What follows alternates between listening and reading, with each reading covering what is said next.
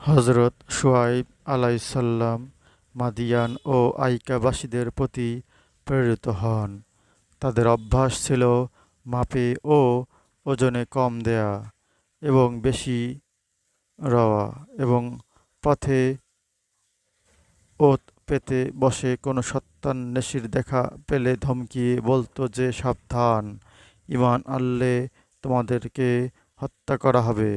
শুআয়ব আলাইহিসসালাম কওমকে বহু উপদেশ দিলেন, কিন্তু কয়েকজন ব্যতীত গোটা কওমই ঈমান আনল না, বরং তাঁকে দেশ হতে তাড়িয়ে দিতে উদ্যত হল।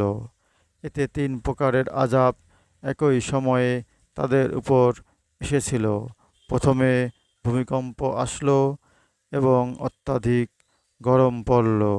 ভয়ে ও গরমে তারা সকলে খোলা জায়গায় এসে পড়ল। তখন একখণ্ড মেঘ এসে ছায়া করল। সকলে বৃষ্টি ও বাতাসের আশায় ছায়ার নিচে এসে দাঁড়ালো। আসমান হতে এক বিকট শব্দ হয়ে সঙ্গে সঙ্গে অগ্নিবৃষ্টি হলো এবং সকলে পুড়ে মরল। হে আল্লাহ পাক, আমাদের রহম করো।